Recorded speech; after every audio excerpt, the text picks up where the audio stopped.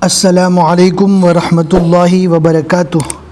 الحمدللہ، ہمیں امید ہے کہ آپ حضرات بخیر و عافیت ہوں گے اور تعلیم الاسلام کے ان سارے سبق کو سیریل وائز پڑھ لیا ہوگا جو ہم نے آپ کو آگے پڑھائے تھے۔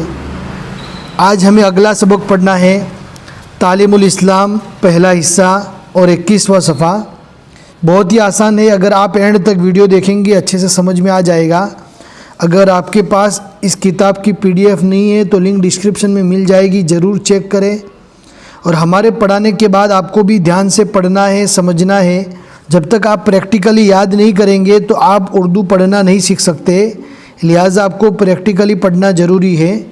آج کے سبق میں ہم کو مسئلہ بھی سمجھنے کو ملے گا اور اردو بھی سیکھنے کو ملے گا، لہٰذا آہستہ آہستہ ہمارے ساتھ بھی پڑھتے رہیں اور ہمارے پڑھنے کے بعد بھی ضرور سبق کو یاد کریں۔ اب ہم پڑھنا اسٹارٹ کرتے ہیں۔ بسم اللہ الرحمن الرحیم۔ سوال: دونوں سجدوں کے درمیان میں اور تشہد پڑھنے کی حالت میں کس طرح بیٹھنا چاہیے؟ دونوں سجدوں کے بیچ میں جب آدمی بیٹھتا ہے اور تشہد پڑھنے کے لیے جب بیٹھتا ہے تو دونوں حالتوں میں کیسے بیٹھنا چاہیے، اس کا طریقہ بتاتے ہیں۔ جواب: داہنا پاؤں کھڑا رکھو، داہنے پاؤں کو کھڑا رکھنا ہے اور اس کی انگلیاں قبلے کی طرف رہے اور بایاں پاؤں بچھا کر اس پر بیٹھ جاؤ، اور بایاں یعنی الٹا، اور بایاں پاؤں بچھا کر اس پر بیٹھ جاؤ۔ بیٹھنے کی حالت میں دونوں ہاتھ گھٹنوں پر رکھنے چاہیے۔ بیٹھنے کی حالت میں دونوں ہاتھ گھٹنوں پر رکھنے چاہیے۔ یہ ہوا مردوں کے بیٹھنے کا طریقہ، اور عورتوں کے بیٹھنے کا طریقہ یہ ہے کہ دونوں پیروں کو داہنی طرف نکال دینا ہے اور زمین پر بیٹھ جانا ہے۔ اب آگے کا سوال کیا ہے، دھیان سے سنیے، سوال سمجھ میں آئے گا تو جواب بھی ضرور سمجھ میں آئے گا۔ سوال: امام اور منفرد۔ امام کہتے ہیں جو نماز پڑھانے والا ہوتا ہے، اور منفرد کہتے ہیں اکیلے نماز پڑھنے والے کو، اور مقتدی کہتے ہیں جو آدمی امام کے پیچھے نماز پڑھتا ہے اس کو۔ نماز پڑھانے والا اکیلا اپنی نماز پڑھنے والا، اور مقتدی کہیں گے امام کے پیچھے نماز پڑھنے والا۔ امام اور منفرد اور مقتدی کی نمازوں میں کچھ فرق ہوتا ہے یا نہیں؟ یہ ہو گیا سوال۔ اب فرق ہے تو کیا ہے وہ نیچے بتائیں گے۔ جواب: ہاں، امام اور منفرد اور مقتدی کی نماز میں تھوڑا سا فرق ہے۔ ایک فرق یہ ہے کہ امام اور منفرد پہلی رکعت میں ثنا کے بعد اعوذ باللہ آخر تک اور بسم اللہ آخر تک پڑھ کر الحمد شریف اور سورہ پڑھتے ہیں۔ جو اکیلا نماز پڑھتا ہے یا وہ امام جو نماز پڑھاتا ہے وہ ساری چیزیں پڑھتے ہیں، جیسا امام پڑھتا ہے ویسا ساری کی ساری چیز منفرد بھی یعنی اکیلا نماز پڑھنے والا بھی اپنی نماز میں پڑھتا ہے۔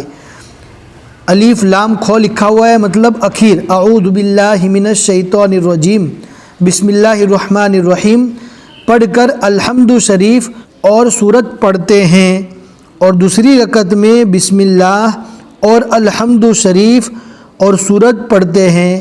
مگر مقتدی کو صرف وہ آدمی جو امام کے پیچھے نماز پڑھ رہا ہے اس کو کیسے پڑھنا ہے؟ مگر مقتدی کو صرف پہلی رکعت میں ثنا پڑھ کر دونوں رکعتوں میں چپکا کھڑا رہنا چاہیے۔ دونوں رکعتوں میں چپکا کھڑا رہنا چاہیے۔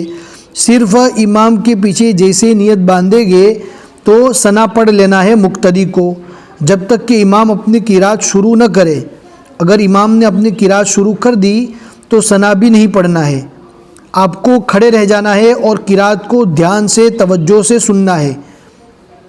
یہ صحیح طریقہ ہے۔ یہ ہو گیا ایک فرق امام اور مقتدی کے بیچ میں۔